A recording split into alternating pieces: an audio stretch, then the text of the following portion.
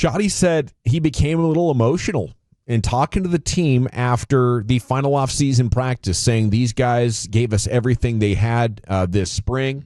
He also became somewhat emotional, although he did quite well, reflecting on lessons his dad had taught him over the years and said he'd wished he'd been here. But, was asked quite a bit in the press conference while the Rangers game was on about his dad. Wolchuk and I were listening to it and watching the Rangers game here in studio. And it's just fantastic, isn't it, to have this kind of a head coach who, when hey, we're going to a presser, it's not boring. I will say, I think if they lose a lot, people will turn on it like they turned on Dak. But right now, it's amazing, and it's incredibly entertaining. Like, I can't wait for his next presser in Oxnard. I love just listening to him talk. I think when we got to sit with him last year, we all came away with that, like, man, we could have probably sat here for a couple of hours just talking football with Schotty. He is a tremendous people person. But, yeah, I've been blown away with just every single press conference, how he's handled everything so far. Certainly, I think being in the building for the last couple of years, kind of getting a sense for how the Cowboys operate, what goes on with the media, all the eyeballs and the attention that comes with that, which I don't think Mike really understood coming from Green Bay, which is essentially, I've heard Bobby describe it as like you threw a football team in Grapevine. That's how it is. It's a much different scenario when you're coaching there in Green Bay versus Dallas. So I've loved every way that Schotty's handled it, the energy that he's bringing, the relationships that he's trying to build. But I guess we'll see, on Sundays, on Thursday nights, whenever they're playing on game day. That'll be the true test. Right now everything's going great, and I've loved listening to him talk. Yeah, that's a good point, Wolchuk. I love that he's being himself, and ultimately, if you lose, it doesn't matter what type of presence you have at the microphone. We're all going to crush you. So this is just who he is, and hopefully the infectious nature of it builds a particular bond between this team. And I don't know how much you can do from a culture-changing standpoint as just the head coach of the Cowboys, because there's so many things out of your control that can screw that up. But that's the thing that we talk about the most with the Cowboys, is their culture for so long has not been the appropriate one. And it's how do you manage everything that comes along with this team and still keep a culture? Mm-hmm. And I think Jason Garrett did a great job compartmentalizing it and being a professional with the Joneses. He managed it in his own way. Mike McCarthy wasn't as good, and I think if you're not going to be good at it, you got to go Parcells and almost combat them and let the public know, I don't like this. But Mike McCarthy kind of got drugged into it and kind of got dominated a little bit. I think the right guy could be Schotty's temperament and personality, where it's like, this is going on, but what we have going on here is fun and excitement and football learning, and whatever this is over here, we can't control it. So let me, try to do my best and not let that drag me down and take away my spirit. Because once that takes away my spirit, then they'll really know who daddy is. And it's not the guy in the coach's office. So you cannot let that take away your ability to coach. And it's early, but Schotty looks more prepared than anybody the Joneses have had to thread that needle. Yeah, I thought Garrett did a lot of good things when it comes to that standpoint. He just never had the real football acumen when it comes to evolving with the times and giving his team a real advantage from the sidelines.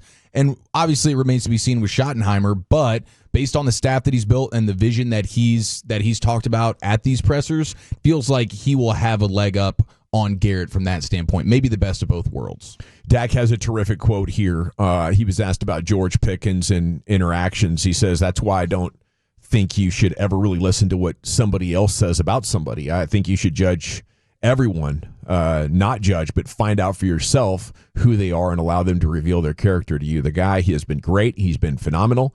He's a guy that loves football, loves his teammates. He's been excited every day that he's been here. He's been early, so no concerns on the personal matters of GP and anything about it. Just super excited that he's on our team. He's one of us. He's a brother, and it's just about continuing to grow and make sure we're putting the best out there, and that is his approach. So one minicamp in a couple of weeks of OTA practices in, it is very smooth sailing. I don't think the problems happen until you start losing and he's not getting the ball, and that's something you can work around. I think we're very familiar seeing here in DFW with Luka how, some guys who are great teammates just completely lose it. And I think a lot of people are going to relate to it. A lot of youth parents out there, their kids are playing and a call goes against your way, you lose it, And now, would you want to be judged? Is that your character? It's part of your character, but is it really who you are 24/7, 365? And that's how players get judged. It's like these snapshot of moments where they're under a lot of pressure, possibly being humiliated in front of millions of people on TV, and they're ticked off. It sucks to lose. And I think that's magnified, and I think that's all George Pickens has been, guilty of throughout his times. And I think that's something this team needs more of. Like, we're losing. This really sucks, and I don't have time really for anything else other than fixing it. And maybe fighting the other team. I mean, obviously you shouldn't fight the other team. Most of the time. Time and place, but I do think that type of energy and competitive spirit, this team does need a little bit of that. You just don't want to see the immaturities bleed into all of a sudden I'm showing up to game day 30 minutes before kickoff like you had from time to time with Pittsburgh. Yeah, that kind of stuff. Yeah. That won't be tolerated. Well, maybe not, depending on how good you are. Yeah. Shouldn't be. Shouldn't be. But, I mean, the thing with Zeke last year was really weird. Like, okay, he's clearly not playing as well as Dowdle, and he's been late a bunch, and he's still getting shoehorned into the lineup. That was ridiculous, bro. Dak Prescott feeling good about his health was the report from Calvin Watkins on Cowboys Twitter. Definitely do, as I said. Got to start it early. That's a big part of it. Where I'm at now, feeling great of going into this. I don't want to say break, but ramp up, I guess you could say, with some family time before we get into camp. Last year, he was famously in the boot during this family time. So hopefully we avoid the boots and he's fully cleared at the start of training camp, but I'd probably still do no contact with him just to be safe. Oh, yeah. Yeah, I agree with that. Did you guys see the Instagram, like Nike, Dak workout video that got posted? Pretty impressive. And he was doing some lower extremity stuff that would make you feel like, all right, definitely seems like he's headed in the right direction here. That's awesome. On his legacy, that was one of the big headlines. It says, I want to win a championship. The legacy, whatever comes after I finish playing, will take care of itself. I want to win a championship. Be damned if it's just for my legacy or if it's for this team. It's for my personal being and for my sanity. I want it so bad for Dak. I thought that was a hell of a line. Schotty was amazing talking about the legacy, and he said he watched his whole life how people came up to his dad and talked about how Marty Schottenheimer had changed their life.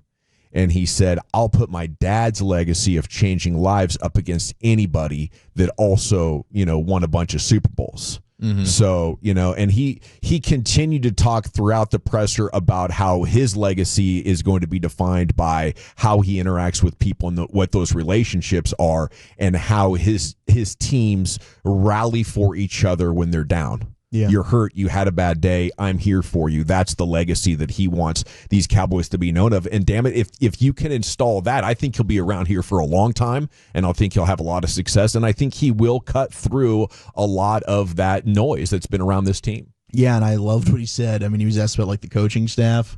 He just said, we're going to win. And when we win, our coaching staff's going to get rated. People are going to come after our coaches because we're going to win. I mean, he has not shied away from winning is the objective. He hasn't shied away from Super Bowl, using that word. Other coaches have. He knows what the standard is. And ultimately, if they're not winning, then everyone's gone. So he's not shying away from the big picture goal, which is you've got to win. Ultimately, it's results-based. And his dad did a lot of that. There's not a lot of coaches in the NFL that won more than 200 games. Marty Schottenheimer is one of those guys. He's absolutely right about the legacy, despite, unfortunately, he did not get the Super Bowl.